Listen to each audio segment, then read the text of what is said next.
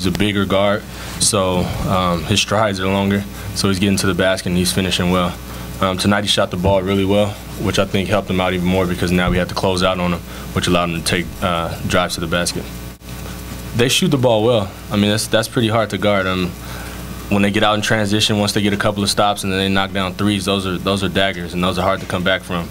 I think it's easy to try and come back and hit a three when they've hit a three. And what we have to realize is that we're a little taller on the inside, so we probably should have got the ball inside a little bit more. But like I said, getting out in transition and being able to knock down threes from almost every position is hard to guard, especially in college. I think there are different teams. Iowa State is not really a team like any other in the country, but just because of the matchup problems they pose.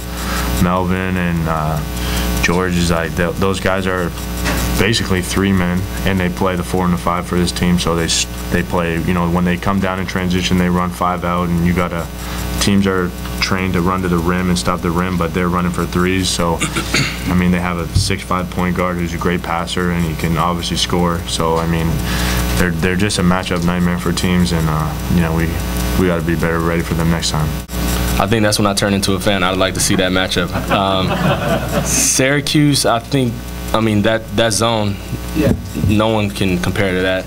As far as Kentucky goes, I would think Iowa State is they're a more veteran-like team. I feel like they're more mature. And Kentucky, with how they have so many freshmen, they're maturing. So that'd be a great matchup as well.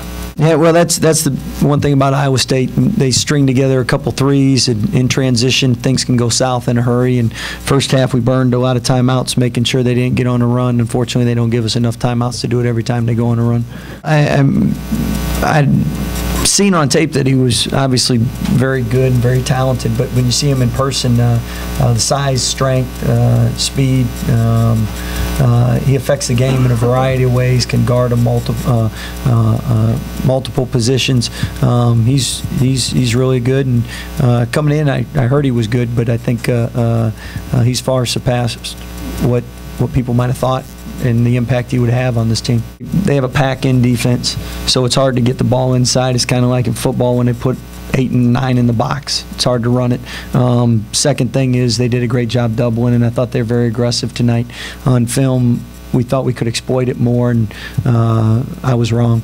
So we'll have to work on that and be a lot more efficient, a lot better playing out of the double team. Normally our bigs do a good job passing, and got to give Iowa State a lot of credit tonight. They were very aggressive on their doubles and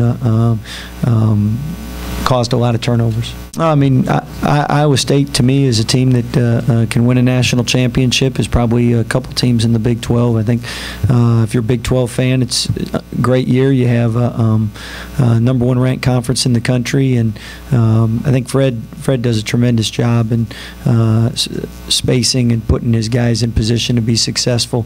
But defensively, they don't get enough credit.